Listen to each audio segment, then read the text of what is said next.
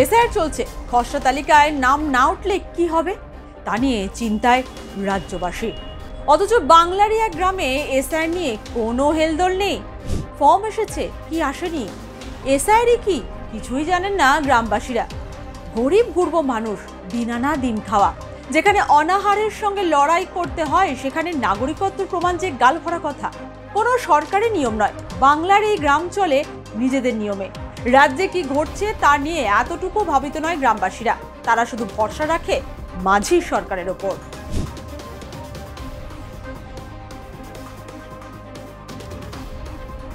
এই গ্রাম আর কোথাও নেই, রয়েছে বাঁকুড়ায়। নির্বাচন কমিশনের নির্দেশে সারা রাজ্যের পাশাপাশি বাঁকুড়া জেলাতেও চলছে এসআইআর প্রক্রিয়া। আর সেই প্রক্রিয়া চলাকালীন একেবারে ব্যতিক্রমী মোড় এই জেলায়। বাঁকুড়ার রানীবাঁধ ব্লকের রাউতরা গ্রাম পঞ্চায়েত। রাউতরা গ্রাম পঞ্চায়েতের ভেদুয়াশোল সহ বেশ কয়েকটি গ্রামের সুনির্দিষ্ট কিছু আদিবাসী পরিবার নিজেদের সমাজবাদ আন্তঃরাষ্ট্রীয় মাঝি সরকারের অন্তর্ভুক্ত দাবি করে এনুমারেশন ফর্ম পূরণ করতে অস্বীকার করেছেন। তাদের দাবি, আদিকাল থেকে এদেশের জল, জমি ও জঙ্গলের মালিক তাঁরা।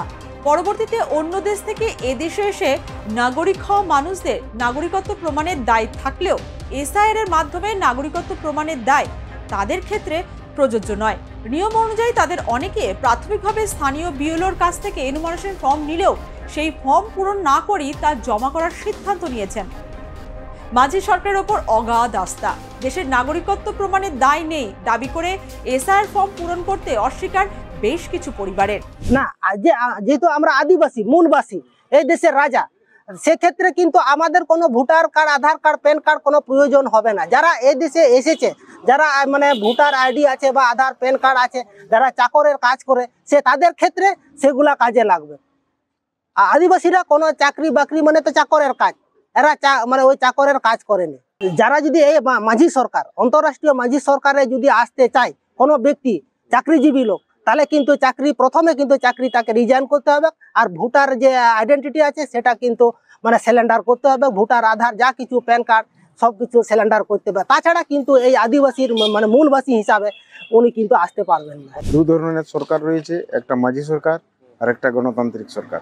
এই দেশের মালিক যারা তারাও রয়েছে, আর যারা বাইরে বিদেশ থেকে এসে বসবাস করছে নাগরিক, যেটা সিটিজেনশিপ বলছি, তারাও রয়েছে।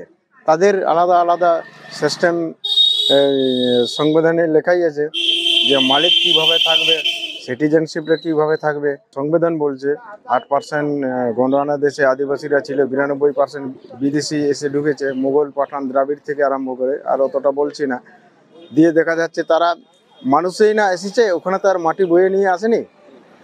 তারা তো শুধু ব্যক্তি এসেছে, মাটি আনেনি। তাহলে মাটি কার মাটিতে আছে?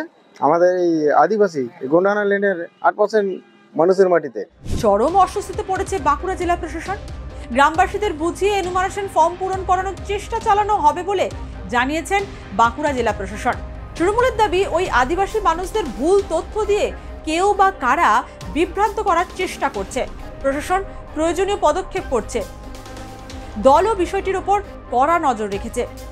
বিজেপির তরফেও মোটামুটিভাবে একই দাবি করা হয়েছে। বিজেপির দাবি, ওই পরিবারগুলি নিশ্চিতভাবে ষড়যন্ত্রের শিকার হয়েছে। এই ধরনের মত যারা ছড়াচ্ছে তারা দেশবিরোধী ভাবনা মানুষের মধ্যে ঢোকানোর চেষ্টা করছে। আমরা রানীবাঁধের একটা জায়গাতে আদিবাসী অধ্যুষিত একটা এলাকা, সেখানে 141টা ফ্যামিলি, তাদের বিভিন্ন রকম কথা বলা হয়েছে। উড়িষ্যা থেকে একটা থিম এসছে যে ভারতবর্ষে কোনো সরকার নেই, একটাই সরকার আছে, মাঝি সরকার। তো ওটা আমরা ট্যাকেল করছি, দেখছি যারা বা যে ওদের মাথায় এই ভুল তথ্য পরিবেশন করে ভারতীয় নাগরিকত্বকে অস্বীকার করে মাঝি সরকারের আনুগত্যর কথা বলছে, সেটা প্রশাসন দল আমরা খুব দৃষ্টি রেখে আমরা পর্যালোচনা করছি এবং প্রয়োজনীয় ব্যবস্থা গ্রহণ করব। কারণ আমাদের একটাই হাত জোড়ো করে আবেদন মানুষের কাছে, আপনারা নাগরিক, আপনারা ভোটার, আপনারা ভোটারের নাম লিপিবদ্ধ করতে প্রয়োজনীয় কাগজপত্রে সাইন করুন। কোনোভাবেই এই যে তারা এই কথা বলছে, আমি বলবো এখানে পার্শ্ববর্তী মানুষের তাদের সঙ্গে সংযোগ করা, যে কোনো মতেই তারা যেন এই ষড়যন্ত্রের শিকার না হয়, তাদের সঙ্গে বন্ধুত্বপূর্ণ ব্যবহার, বন্ধুত্বপূর্ণ সংযোগ এই সমস্ত করা উচিত। এর সঙ্গে সঙ্গেও আমার বিশ্বাস নির্বাচন কমিশনও তাদের প্রক্রিয়ার মাধ্যমে এই মানুষগুলোকে সেইভাবে বোঝাবে। কোনো মতেই কোনো চক্রান্তের শিকার হওয়া উচিত নয়।